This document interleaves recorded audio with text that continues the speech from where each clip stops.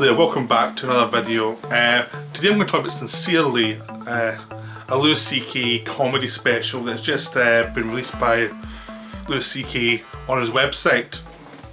You can buy it from the website, directly from the website, and download it, which is what I did to watch it. I like Louis C.K.'s comedy. They're very funny, very dark jokes. This comedy special was his first one back since the sex scandal we engulfed in like 2018 during the Me Too era. Now, the Louis C.K. one was really different from a lot of the other misconduct things. This was, in something like Harvey Weinstein case, it was sexual assault and lots and lots and lots of people come forward saying he did this. It's like years of abuse. It was like, okay, this is a monster. He was put in jail. He's still got some other cases coming at him.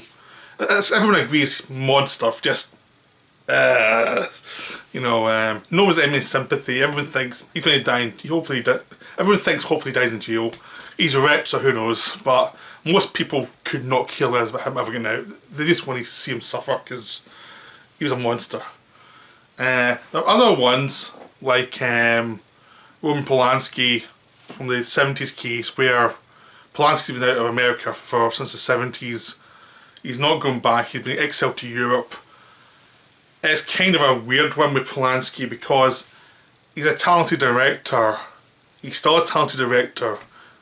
But this case is always the selling point on him. Like he never faced up to it. There were a documentary years ago talking about some of the political sides of the case, which showed that there was some dodgy stuff on the prosecution side as well. But he still did it. It's still a horrible situation. He should pay for something there.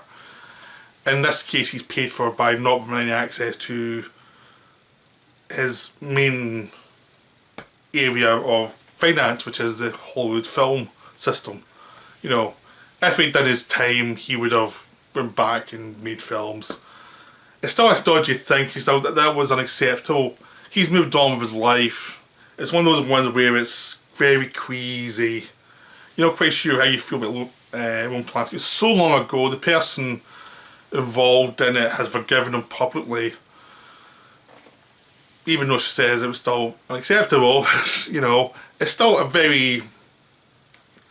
If you're like me, who's a big fan of Polanski's work, but maybe not the person himself, it's still a crazy one. You still want to see his work, but you're kind of crazy about Polanski himself. It's kind of it's one of them I'm most crazy about, really. There are other ones like Woody Allen, who's been accused, but nothing's been proven.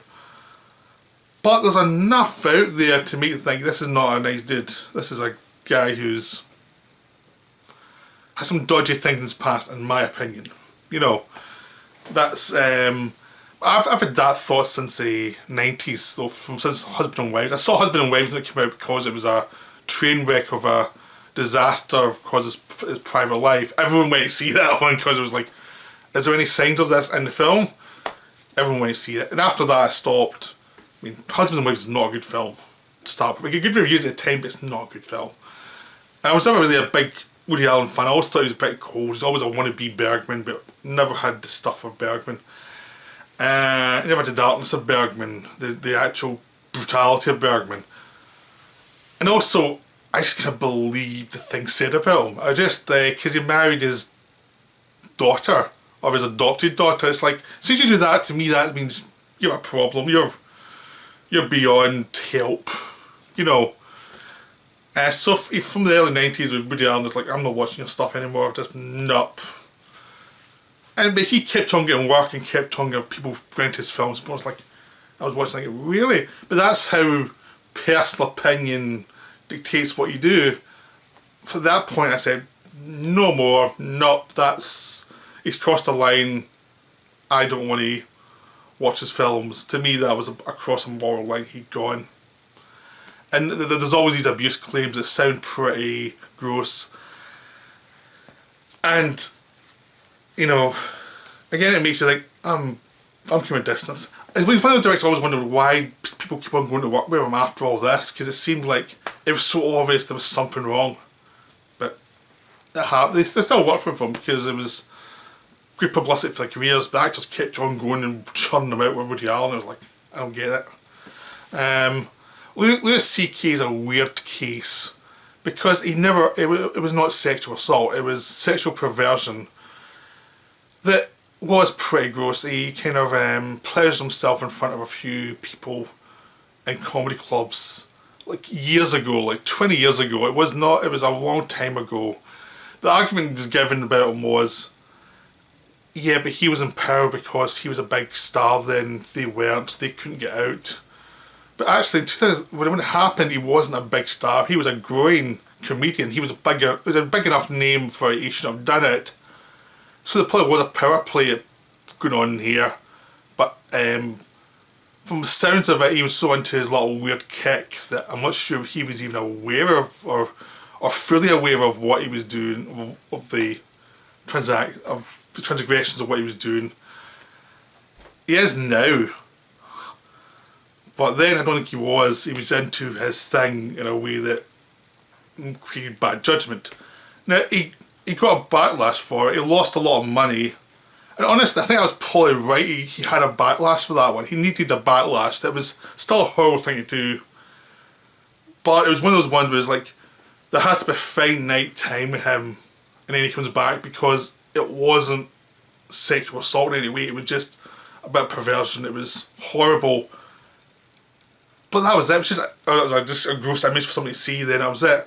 I mean, the people who saw it have come out against him, and now it's a case of, okay, get over it. Really, I think a lot of people now think, just get over it. You've had your day to see this was gross. He has admitted it, and now move on. Really, because it's like you can't expect him to lose his life forever because when he was much younger, he had a weird kink that he didn't have control over. That's just an immature attitude to have. And I think the people now are getting to against him are just doing it for the clicks to say, look how great I am. It's virtue signalling, is what it's called. And I think now we're at the point where like most people are like, nah, go away. I don't want to hear this about Louis C.K. anymore. He's done it. He's had his, he's lost some money. He's been publicly shamed. That's it. That's enough. We all know he's a pervert, or he was then. He seems to be trying to get his life back together. Fine. I have that attitude generally. If someone did something years ago, they seem to be putting their life back together. Anyway, it wasn't like the most horrible thing ever, like sexual abuse. To me, it's like, well, or murder. To me, it's like, okay, they've done their bit. Let them live their lives. Let them try and prove themselves and be a decent member of society again. That's my attitude. And so to me, buying something from Louis C.K.'s website wasn't a big deal because to me he's done his bit. And what he did was wrong, but it wasn't the worst thing I've ever heard. Not by a long shot. And it seemed like he got caught up in an overreaction. I mean, a lot of people just turned their back on him and he was dropped by lots of people. I'm sure some of it was just like damage control so they didn't get tarnished with it, and I think some of the companies that dropped him, it was probably insurance time. We don't know what else is maybe in his past. Let's distance ourselves from him just now, let's see what happens and then we'll figure it out.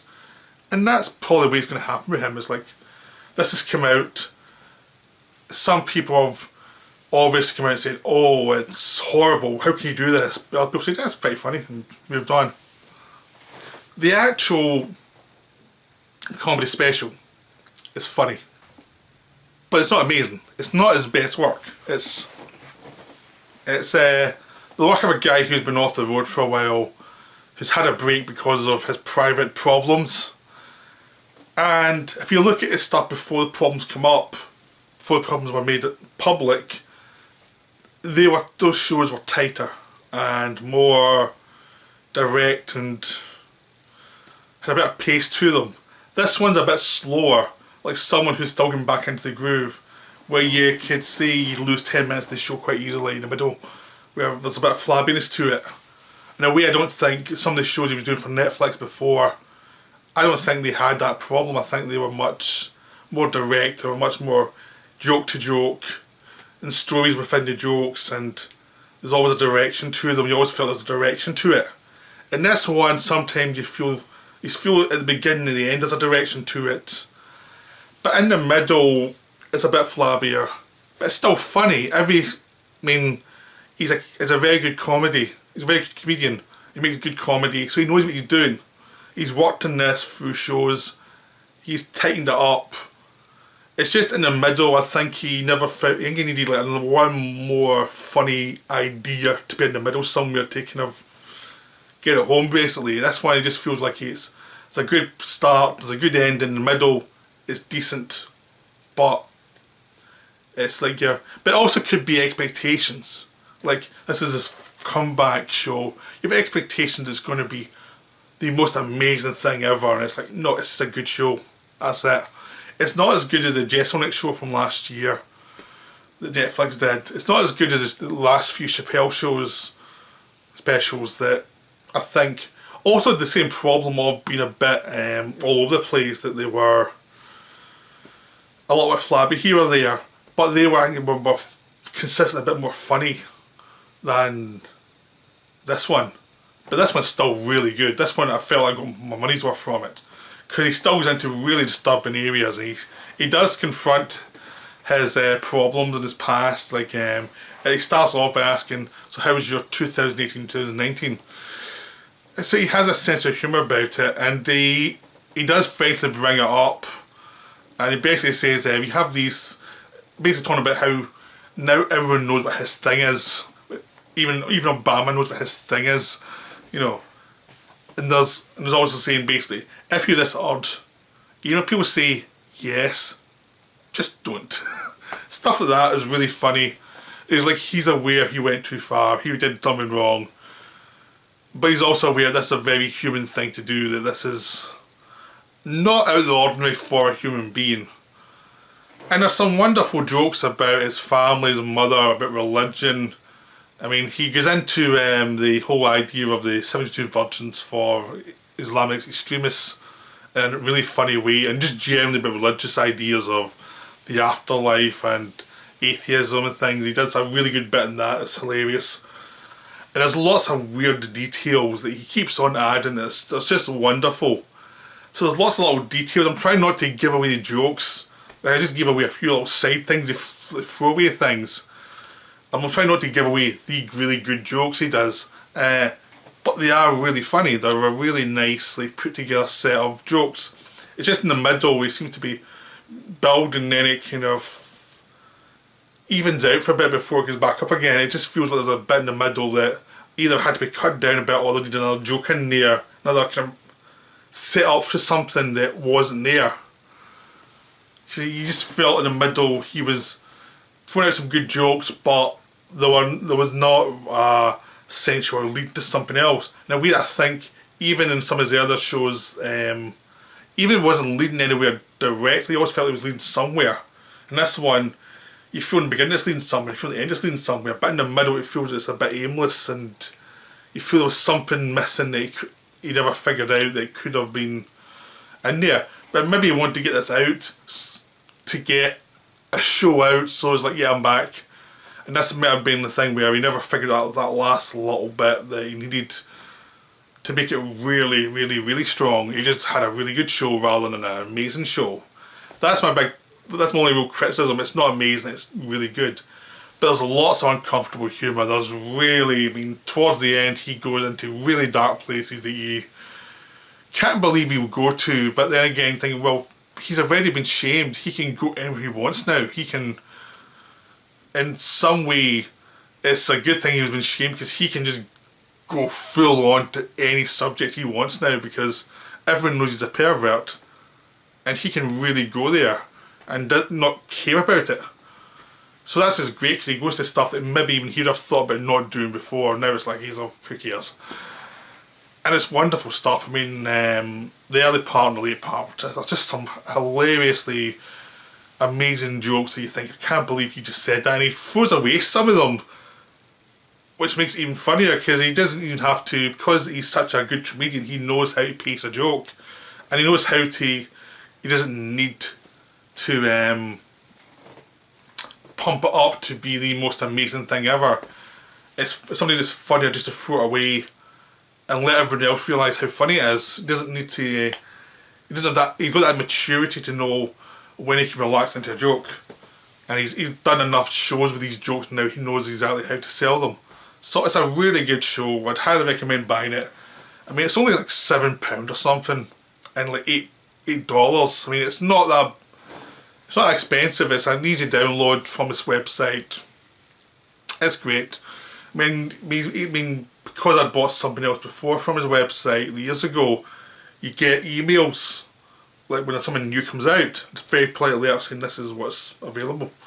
So I thought, I'm watching it. So that's how I saw it. It was a nice surprise. No one was expecting that when we dropped that. So that's a really good show. I would definitely recommend going to see it. It's really good. It's easy enough to buy.